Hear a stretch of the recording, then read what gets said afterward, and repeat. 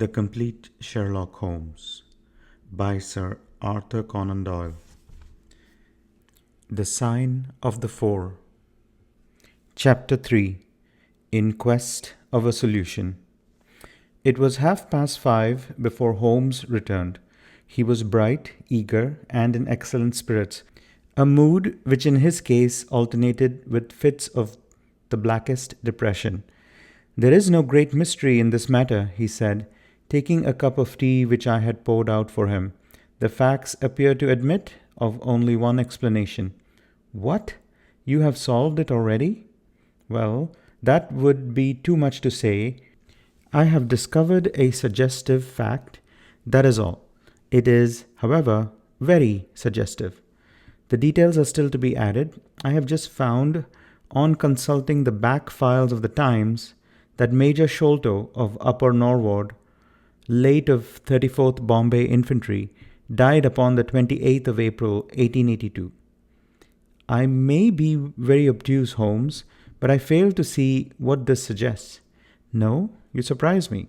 Look at it in this way, then. Captain Morstan disappears. The only person in London whom he could have visited is Major Sholto. Major Sholto denies having heard that he was in London.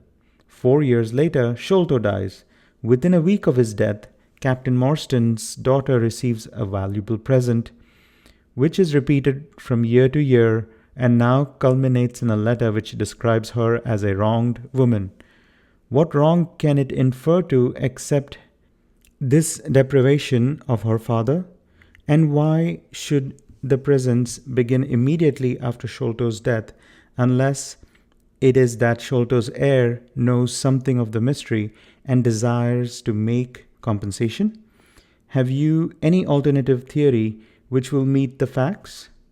But what a strange compensation, and how strangely made! Why, too, should he write a letter now rather than 6 years ago? Again, the letter speaks of giving her justice. What justice can she have? It is too much to suppose that her father is still alive. There is no other injustice in her case that you know of." "There are difficulties. There are certainly difficulties," said Sherlock Holmes pensively. "But our expedition of tonight will solve them all. Ah, here is a four-wheeler, and Miss Morstan is inside. Are you all ready? Then we had better go down, for it is a little past the hour." I picked up my hat and my heaviest stick, but I observed that Holmes took his revolver from his drawer and slipped it into his pocket. It was clear that he thought that our night's work might be a serious one. Miss Morstan was muffled in a dark cloak, and her sensitive face was composed but pale. She must have been more than woman if she did not feel some uneasiness at the strange enterprise upon which we were embarking. Yet her self-control was perfect, and she readily answered a few additional questions which Holmes put to her. "Major Sholto was a very particular friend of Papa's," she said. "His letters were full of allusions to the Major. He and Papa were in command of the troops at the Andaman Islands, so they were thrown a great deal together. By the way, a curious paper was found in Papa's desk which no one could understand. I don't suppose that it is of the slightest importance, but I thought you might care to see it, so I brought it with me. It is here." Holmes unfolded the paper carefully and smoothed it out upon his knee. He then very methodically examined it all over with his double lens. "It is paper of native Indian manufacture," he remarked. "It has at some time been pinned to a board. Appears to be a plan of part of a large building with numerous halls, corridors, and passages. At one point is a small cross done in red ink, and above it is 3.37 from left in faded pencil writing.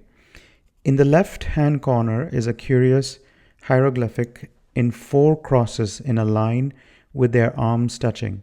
beside it is written in very rough and coarse characters, "The Sign of the Four, Jonathan Small, Mahomet Singh, Abdullah Khan, Dost Akbar."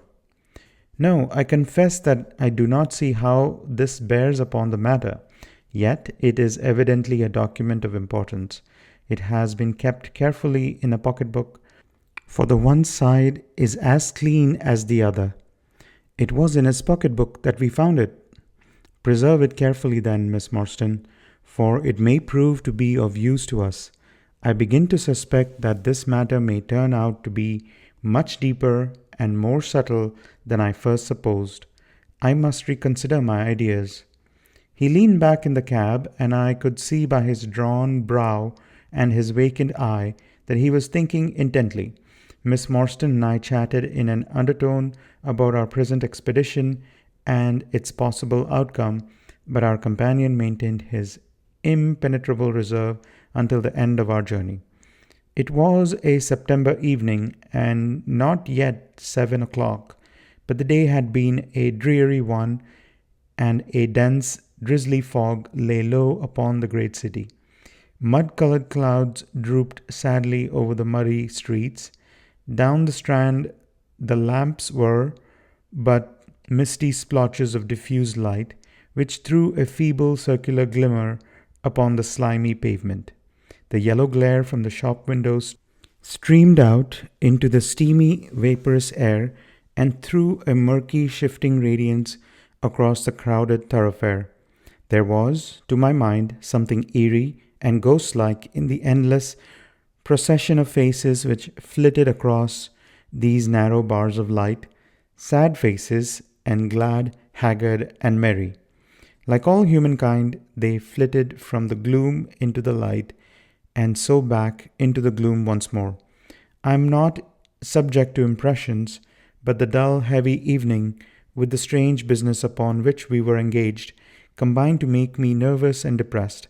I could see from Miss Morstan's manner that she was suffering from the same feeling. Holmes alone could rise superior to petty influences.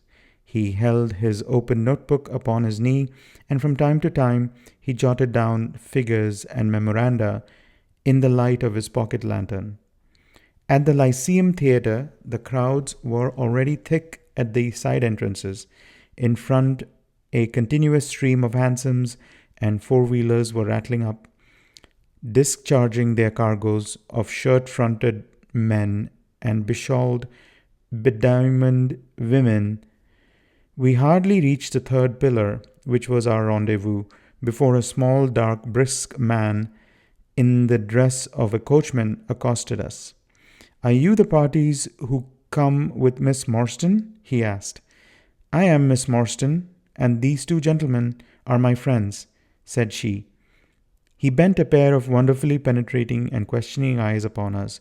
"You will excuse me, miss," he said with a certain dogged manner, "but I was to ask you to give me your word that neither of your companions is a police officer." "I give you my word on that," she answered. He gave a shrill whistle, on which a street Arab led across a four-wheeler and opened the door. The man who had addressed us mounted to the box while we took our places inside. We had hardly done so before the driver whipped up his horse, and we plunged away at a furious pace through the foggy streets. The situation was a curious one. We were driving to an unknown place on an unknown errand, yet our invitation was either a complete hoax, which was an inconceivable hypothesis, or else we had good reason to think that important issues might hang upon our journey. Miss Morstan's demeanor was as resolute and collected as ever. I endeavored to cheer and amuse her by reminiscences of my adventures in Afghanistan, but to tell the truth, I was myself so excited at our situation and so curious as to our destination that my stories were slightly involved. To this day, she declares that I told her one moving anecdote as to how a musket looked into my tent at the dead of the night, and how I fired a double-barreled tiger cub at it. At first, I had some idea as to the direction in which we were driving, but soon What with our pace, the fog, and my own limited knowledge of London, I lost my bearings, and knew nothing, save that we seemed to be going a very long way. Sherlock Holmes was never at fault, and he muttered the names as the cab rattled through squares and in and out by tortuous by streets. Rochester Row, said he. Now Vincent Square. Now we come out on the Vauxhall Bridge Road. We are making for the Surrey side, apparently. Yes, I thought so. Now we are on the bridge. You can catch glimpses of the river. We did indeed get a fleeting view of a stretch of the Thames with the lamps shining upon the broad, silent water. But our cab dashed on, and was soon involved in a labyrinth of streets upon the other side. Wordsworth Road, said my companion. Priory Road, Larkin Hall Lane, Stockwell Place, Robert Street, Cold Harbour Lane. Our quest does not appear to take us to very fashionable regions. We had indeed reached a questionable and forbidding neighborhood. Long lines of dull brick houses were only relieved by the coarse glare of tawdry brilliancy of public houses at the corner. Then came rows of two-stone villas, each with fronting of miniature garden, and then again interminable lines of new, starring brick buildings, the monster tentacles which the giant city was throwing out into the country. At last the cab drew up at the third house in a new terrace. None of the other houses were inhabited, and that at which we stopped was as dark as its neighbors, save for a single glimmer in the kitchen window. On our knocking, however, the door was instantly thrown open by a Hindu servant clad in a yellow turban, white loose-fitting clothes, and a yellow sash. There was something strangely incongruous in this oriental figure, framed in the commonplace doorway of a third-rate suburban dwelling-house. "The Sahib awaits you," said he, and even as he spoke there came a high piping voice from some inner room. "Show them in to me, Khitmutgar," it cried. "Show them straight in to me." End of chapter 3.